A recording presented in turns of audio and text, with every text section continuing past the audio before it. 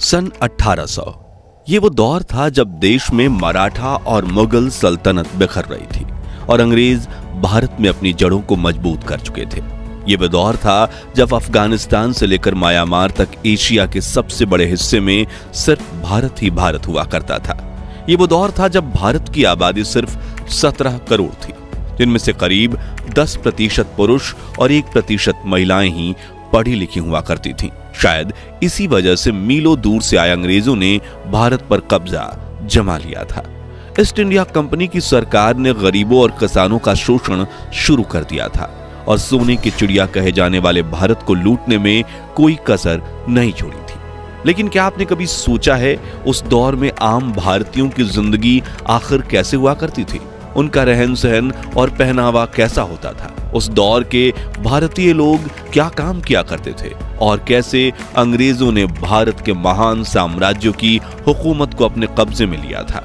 अगर हाँ, तो आज का वीडियो आपके लिए खास है, क्योंकि आज हम सन 1800 के दौरान अखंड भारत के इतिहास से पर्दा उठाएंगे, जिसे ज्यादातर स्कूलों कॉलेजों में पढ़ाया नहीं जाता। लेकिन उसके पहले आप वीडियो को लाइक और चैनल को सब्सक्राइब कर दीजिए। सल्तनत और हुकूमत। 16वीं शताब्दी की शुरुआत में जब अंग्रेजों ने भारत में दस्तक दी तो शुरुआत में उनका उद्देश्य सिर्फ यहां व्यापार करना था। लेकिन जब देश के कई महान राजा उनकी मीठी बातों के शिकार नहीं हुए तो उन्होंने इस महान देश की सत्ता पर ही कब्जा करने का फैसला किया। बता दें कि भारत में कदम रखने वाली सबसे पहली ब्रिटिशर्स टोली के कैप्टन थे विलियम हॉकिंस, जिन्होंने 24 अगस्त 1608 के दिन सूरत के बंदरगाह पर पहला कदम रखा था और कुछ ही समय में उन्हें यह अंदाजा लग गया था कि वो कूटनीति से भारत को अपने कब्जे में कर सकते हैं। 1631 में जब शाहजहां ताजमहल बनवा रहे थे तभी अंग्रेज भारत में अपने पैर पसारने की कोशिश में लगे हुए थे। उस वक्त कुछ छोटे बड़े राजाओं के अलावा भारत में 2 बड़े साम्राज्यों की हुकूमत चलती थी, जिसमें पहला था औरंगजेब का मुगल एम्पायर और दूसरा था मराठा साम्राज्य। ये दोनों शक्तियां इतनी ताकतवर थीं कि इनके सामने अंग्रेज चाय कम पानी थे, मगर इनकी सबसे बड़ी कमजोरी थी एक दूसरे से नफरत। जो देख अंग्रेज एक तरफ इन दोनों सल्तनतों के राजाओं के तलवे चाटते रहे और ये जताने की कोशिश करते रहे कि हम आपके साथ हैं, लेकिन दूसरी तरफ बड़ी चालाकी से कूटनीति करके इन दोनों साम्राज्यों में कई लड़ाइयां करवाईं और खुद बाजी मारने के लिए सही मौके का इंतजार करते रहे। अपनी इसी मंशा में कामयाब होने में अंग्रेजों को 100 साल लग गए और शुरुआत हुई 18वीं सदी की, जब ईस्ट इंडिया कंपनी ने भारत में अपने पैर पसार लिए थे। मुगलों की सल्तनत खत्म होने के कगार पर थी और मराठा साम्राज्य भी कई इलाके अंग्रेजों से हार चुका था। एक तरफ वो गरीबों और किसानों का शोषण कर रहे थे, दूसरी तरफ शिक्षा और पैसों के लालच देकर युवा भारतीयों को ही अपनी ब्रिटिश आर्मी में भर्ती करना शुरू कर दिया था। वो भारतीय व्यापारियों से बहुत ज्यादा कर वसूलते थे। उन्होंने यहाँ पर अपनी फैक्ट्रीज खोल रखी थी जहां सस्ते में बना माल एक्सपोर्ट करके वो अंधाधुंध पैसा छाप रहे थे और ये पूरा पैसा भारत से सीधा ब्रिटेन जाता था, जिस वजह से भारत में आर्थिक संकट के दौर की शुरुआत हुई। भारतीयों की कमाई, पैसों की किल्लत और लगन।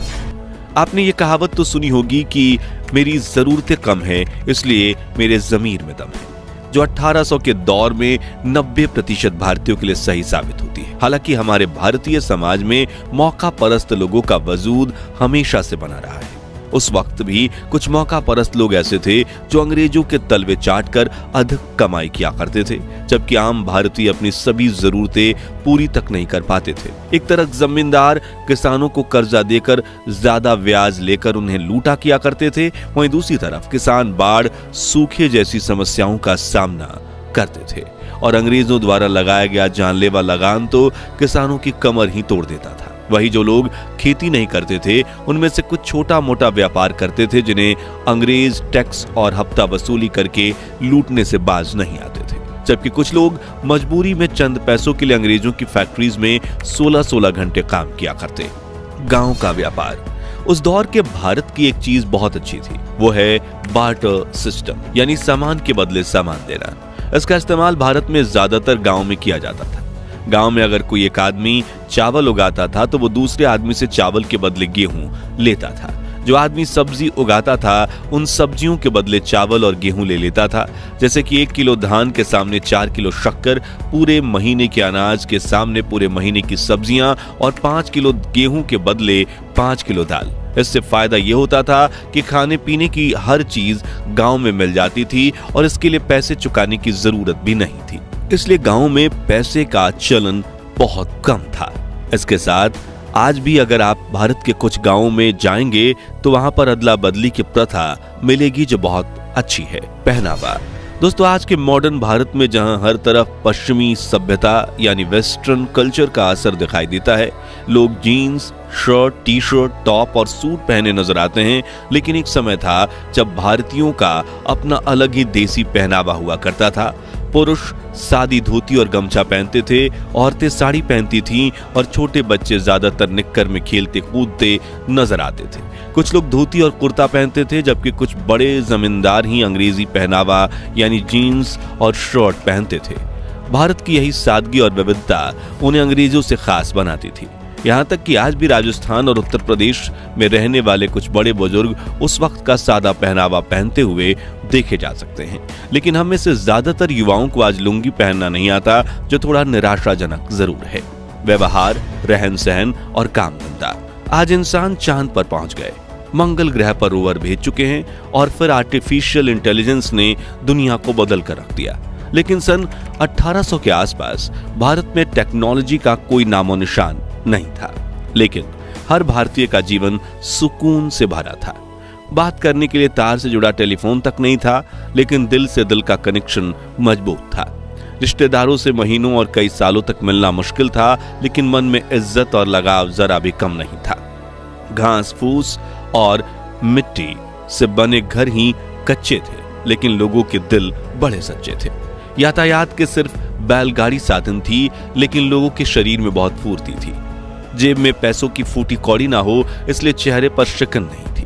और भाईचारा ऐसा था कि एक आवाज पर पूरे गांव की भीड़ इकट्ठा हो जाती थी। मित्रों, उस दौर में जमीन छोटी हो या बड़ी, ज्यादातर लोग खेती करना ही पसंद करते थे और भारतीय किसानों की पसंदीदा फसल नील, कॉटन, अफीम, गेहूं और धान ही हुआ करती थी, जिसे किसानों से खरीद कर अंग्रेज विदेशी मार्केट में अच्छी कीमतों पर बेचते थे। लोग खेती के साथ किसान पशुपालन भी करते। जो लोग खेती नहीं करते थे वो अंग्रेजों की फैक्ट्री में काम किया करते। शाम होते ही सभी लोग अपने घर में आकर भजन कीर्तन और सत्संग किया करते थे, लेकिन जिसके लिए घरों में दिए भी जलाए जाते, क्योंकि इस दौर में भारत में लाइट नहीं थी। फिर लोग रात में जल्दी सो जाते और सुबह जल्दी उठकर काम पर चले जाते।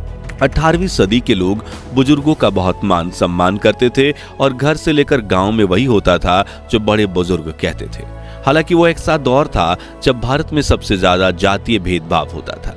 अलग अलग धर्मों में थोड़ा बहुत टकराव होना आम था, लेकिन एक ही धर्म में भी जाति व्यवस्था को माना जाता था। ये जातियां हिंदुओं को 4 मुख्य श्रेणियों में विभाजित करती थी: ब्राह्मण, क्षत्रिय, वैश्य और शूद्र, जिनमें दलितों और बाकी छोटी जातियों के साथ काफी भेदभाव किया जाता था। और ये भेदभाव तो पिछले 200 वर्षों से चला आ रहा था, जिसके खिलाफ डॉक्टर बाबा साहब आम्बेडकर ने काफी बड़ी जंग लड़ी थी और 20वीं सदी में देश में क्रांति ला दी। लेकिन उन्होंने इस भेदभाव को कैसे खत्म किया, जानने के लिए आप हमारी डॉक्टर आम्बेडकर की अनसुनी अनकही कहानियों वाली सीरीज देख सकते हैं, जिसके लिंक डिस्क्रिप्शन में है। फिलहाल मुद्दे पर वापस आएं तो उस दौर में अंग्रेजों ने ही डिवाइड एंड रूल नियम को अपनाकर भारतीयों की एकता को भंग करने के लिए जातिवाद और ज्यादा इसका बढ़ावा दिया। लोग अपनी जाति के हिसाब से ही काम किया करते, जैसे कि धोबी कपड़े धोते, कुम्हार मिट्टी के बर्तन बनाते, नाई हर पीढ़ी बाल काटती थी। इस तरह हर कोई अपने हिसाब से काम धंधा किया करता था। आबादी और इलाका। आज भारत की जनसंख्या विश्व में सबसे ज्यादा यानी 145 करोड़ के पार कर चुकी है, लेकिन उस वक्त के अखंड भारत की जनसंख्या सिर्फ 17 करोड़ थी। वो भी सिर्फ कश्मीर से कन्याकुमारी तक फैले भारत में नहीं, बल्कि अखंड भारत में 17 करोड़ लोग ही रहते थे, जो हिंदुस्तान के साथ पाकिस्तान, बांग्लादेश, वर्मा और अफगानिस्तान से मिलकर बना हुआ था। आज मुंबई, दिल्ली और बंगलोर जैसी मेट्रो सिटीज में लोग घंटों ट्रैफिक में बिता देते हैं और शहरों में हर तरफ खूब भीड़ भाड़ देखने को मिलती है। वहीं उस वक्त ऐसा कुछ नहीं था। लोकल मार्केट के अलावा किसी भी इलाके में भीड़ भाड़ नहीं होती थी। देश के बड़े हिस्से में घने जंगल फैले हुए करते थे। बड़े बड़े जंगलों के बीच छोटे छोटे गांव बसे होते थे और शहरी इलाके बहुत ही कम हुआ करते थे। इस वजह से भारत अनगिनत जंगली जानवरों का घर था और इंसानों को हर समय इन जानवरों के हमले का डर सताता रहता था। लोग रात को सोने से पहले अपने घर में आग जलाते थे ताकि अंधेरे से कोई भी जंगली जानवर आकर उन पर हमला ना कर सके। हालांकि इन जंगली जानवरों की वजह से समग्र भारत में प्रदूषण का नामो निशान नहीं था। उपजाऊ जमीन की भरमार थी, लोग पोषक तत्वों से भरपूर शुद्ध खाना खाते थे। आज की तरह फलों और सब्जियों में केमिकल मिलाने का कोई सवाल ही नहीं था। सड़कों की हालत भले ही खस्ता थी, लेकिन लोगों की जिंदगी खुशहाल थी। उस वक्त के भारतीयों की औसत उम्र भी आज से काफी ज्यादा हुआ करती थी। शिक्षा और साक्षरता। अब बात करें पढ़ाई लिखाई की, तो आपको जानकर हैरानी होगी कि उस वक्त भारत में पढ़े लिखे लोगों की संख्या बहुत ही कम थी। देश में सिर्फ 10% पुरुष और 1% महिलाएं ही साक्षर थीं। हालांकि बिना पढ़ाई लिखाई के ही भारत में रहने वाले सभी लोग किसी न किसी काम में बहुत निपुण थे। कुल मिलाकर उस वक्त में भारत की कुछ चीजें बेहद अच्छी थीं तो कुछ बहुत खराब। कहीं पर लोग बहुत खुश थे तो कहीं बहुत दुखी। लेकिन भारत हो या दुनिया का कोई भी देश, सदियों से संतुलन बनाए रखने के लिए कुदरत यही नियम चलता आया है।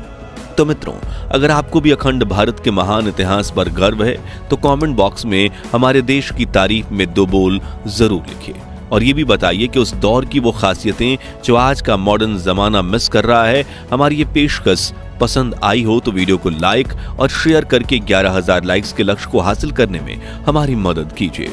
और ऐसे ही दिल छू लेने वाले वीडियोस के लिए हमारे चैनल को सब्सक्राइब करके पास वाली घंटी जरूर बजा दीजिए। जय हिंद, जय भारत।